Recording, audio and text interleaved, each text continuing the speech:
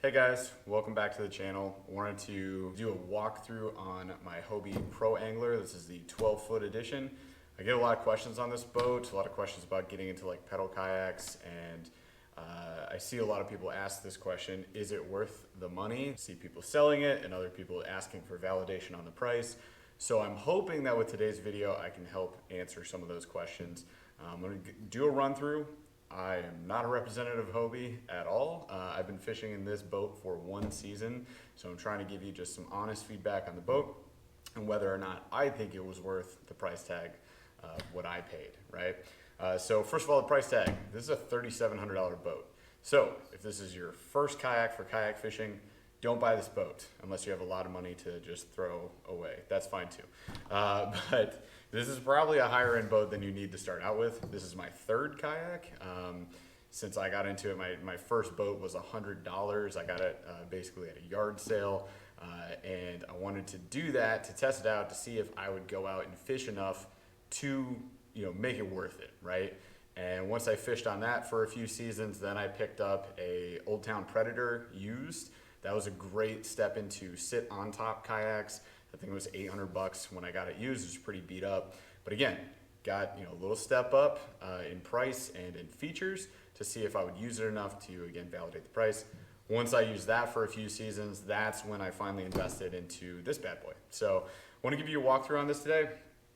So you can see sort of the ins and outs of what you get with the boat when you buy it. I'll do other videos on accessories and add-ons that I've put onto the boat. I will say that it's super easy to upgrade this boat. I haven't drilled a single hole in this thing, which has been amazing. And I'm able to add fish finders and cameras and cup holders and tackle storage management, anchor stuff, all that without damaging the boat. So let's start out with the Mirage Drive. So that's one thing that really sets us apart from other kayaks. It is a pedal kayak, right? But the Mirage Drive is a little different than your standard pedal kayak drive.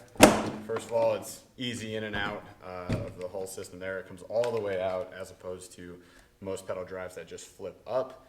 You may want to leash this thing. It's got like a little leash port here and another one on the side of the boat. If you're worried about throwing this thing over the side of the boat, because it is like a $900 drive, so it's kind of an expensive part to replace fully. That said, all of the parts within it are replaceable. So if something breaks on this, you can replace it really easily. It's super durable. I've run full speed into rocks and logs and roots with these fins without damaging them. There's a nice steel bar that goes all the way down, so although they look sort of flimsy, they're definitely not. This thing can take a beating and keep on going.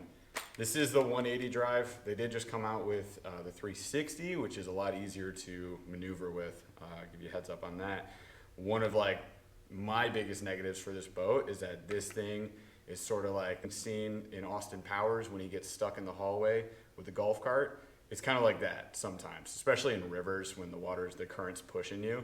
So that sucks, but at least it does allow you to back up. You just have to pull this little strap here, and I'll show you guys what that looks like. But again, easy in and out, super maneuverable, very adjustable, so I can like change the distance the pedals are from me based on my height, so I can customize that for my liking. So I'll give you a different angle here, but as I'm moving back and forth, that's how the fins are moving.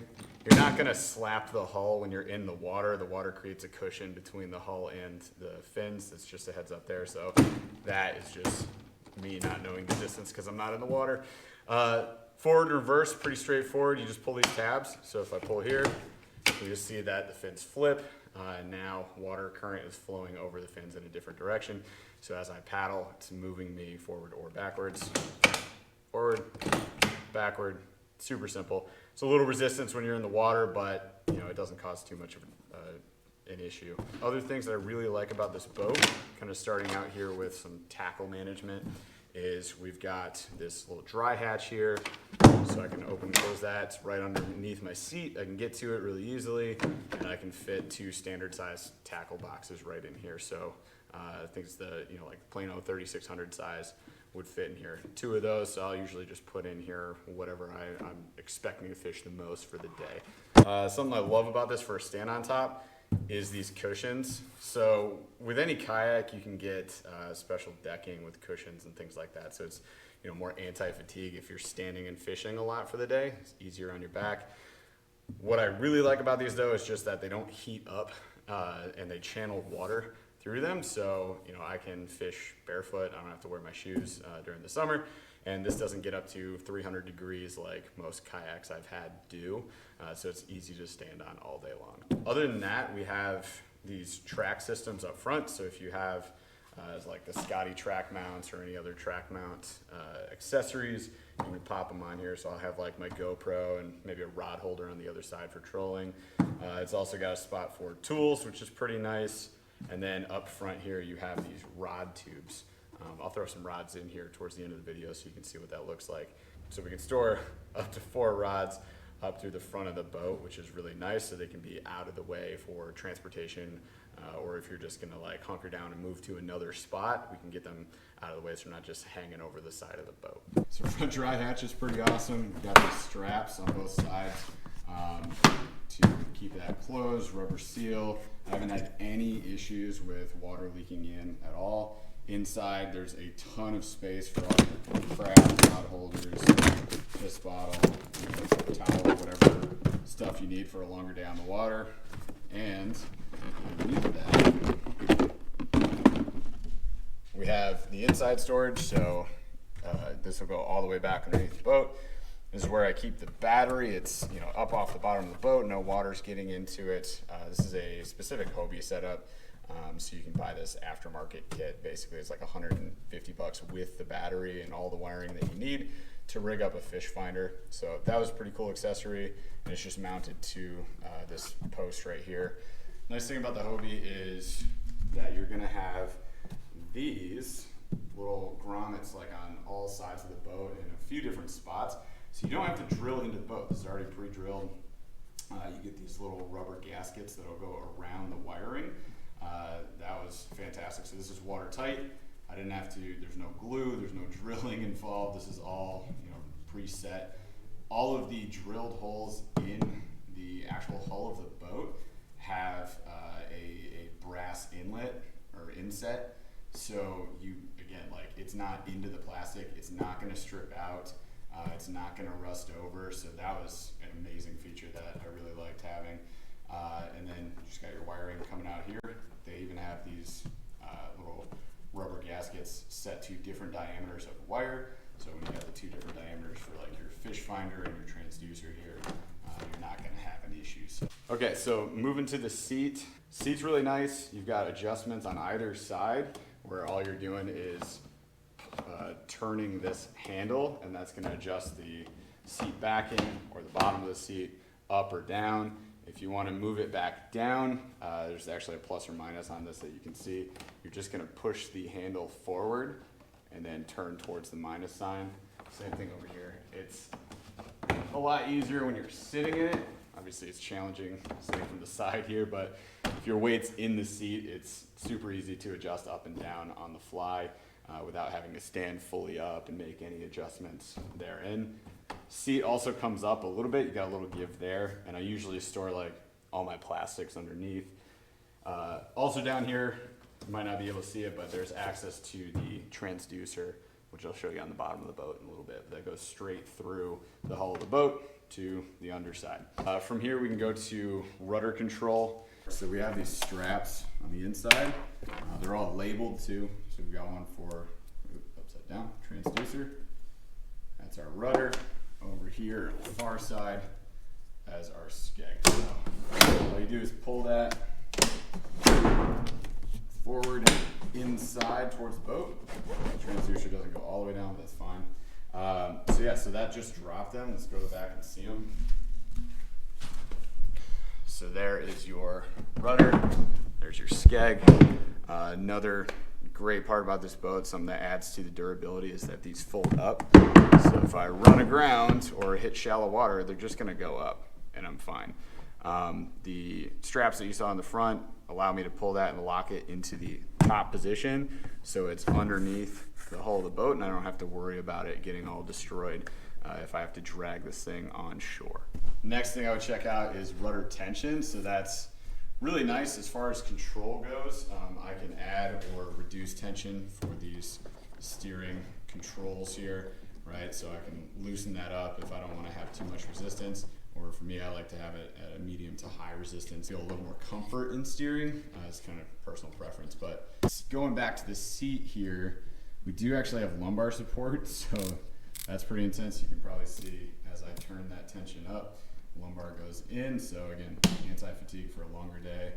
The seat's a pretty big reason why I actually got the boat in the first place. But it's super comfortable. It's got cushion on it. Here, this is all cushioned. And you know, it's quick drying, like water pretty much just goes right through it. So it's really nice to be sitting on this thing. It breathes really well. I've gone 12-hour days on this thing, no problem. So if you're looking for a really comfy seat, this is probably the best I've seen on the market. Nice feature about this too is that it locks into place.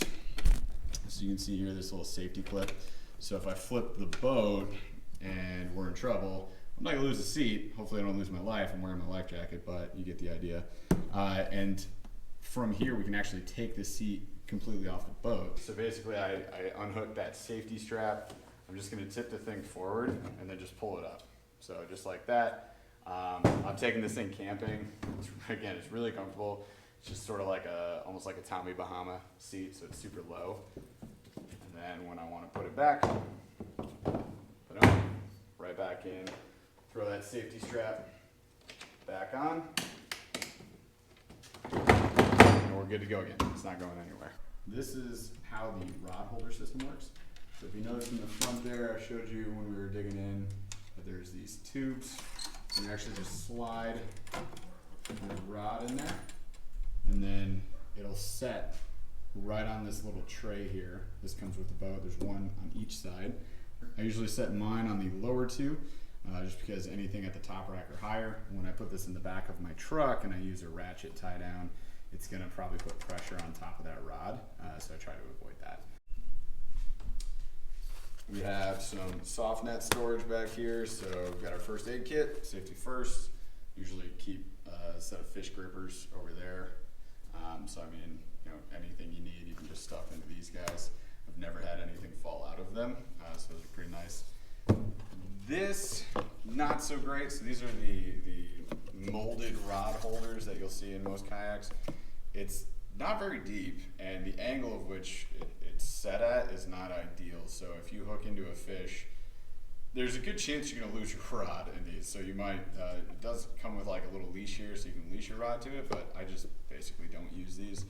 Hobie does make some that attach to this H-rail system, which are nice, but again, that's just adding up in dollar signs, right? So it's another aftermarket feature.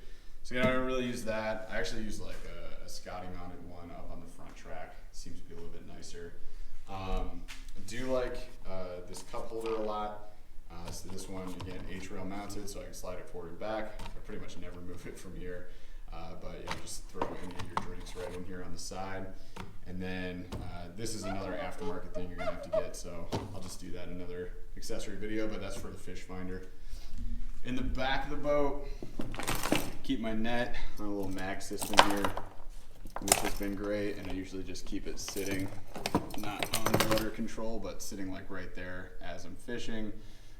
Anchor system I'll upgrade later, but you only really need like a 3.5 pound anchor, even though this is a giant boat, that'll hold you steady. And I like the anchor trolley system. You have to get a Hobie specific one, so again, this is another aftermarket guy, but it's pretty nice. You got two options for where you can hook up your anchor, or you can throw like a drift sock on here if you wanted to. Plenty of options. And these little tabs here keep the trolley line from jumping up inside the boat and getting all in your way, right? The dry hatch sucks. You're not gonna use it. There's no room in here. I guess you could throw some food in there if you're doing like a longer day or rain gear or something, just to have it out of the way.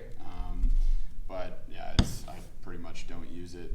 This bungee system I love though, so here we can throw tackle management stuff. So I usually put my crate in here, and you can run these through, any crate tabs or anything like that to anchor it, so it's not gonna dump out if you flip the boat. All right, so the transducer is pretty awesome on this boat. basically you have this pull strap right here, and what that goes to, you'll actually see underneath on the other angle here, is what they call the Guardian Shield, right? So it's Hobie's custom take on a retractable transducer, which is pretty awesome. So again, no holes needed to be drilled into the boat. Like, it's basically got a little plastic shield platform that you just plug your transducer on top of, and then you can zip tie around that thing and you're good to go. So again, no holes in the hull is a good thing.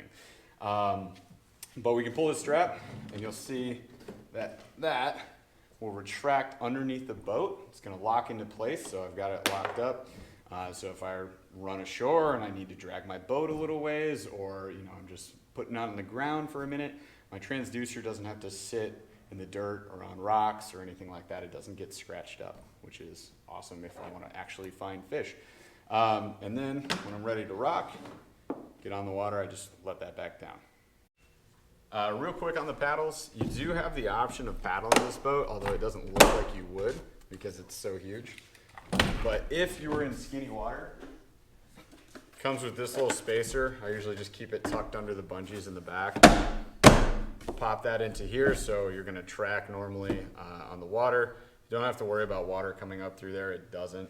And then Hobie gives you an extra long paddle because the boat is so wide to be so stable. So you just bring this with you if you want to. I usually break it down, and then there are some little oar holders that are on the back that you can strap the oars in if you wanted to do that. I typically don't bring these on the water at all, and even when I'm fishing the river and skinnier water, like, you can get through it no problem. So what I'll typically do if I hit skinnier water is I'll leave pedals in there, and a feature that I really liked was this elastic strap here. You just pull it up, pop it right there, and then you'll see underneath here that the fins are flat, right? So that's cool. I mean, you can run in a couple inches of water, no problem, without worrying about the fins bashing into the ground. This is the paddle that I would bring with me. So this is just a backwater assault paddle. I think they're 20 bucks or something. This is super thick. It's not gonna break on you. I know some of you have probably experienced this. You push offshore with your paddles and they snap, and then you don't have fun for the rest of the day. This one won't do that. It also floats and it's bright orange, so I typically will not lose it. And then I can just store it in my crate when not in use, since I only really use it to push offshore if there's no dock, right? So another little feature that you can have. That brings us to really just like two other features I want to show you guys that come with the boat standard. One is this kickstand, so it's one more strap that you can pull here. Basically, you would stand up, pull that, and that's going to allow you to drop the seat a little bit lower.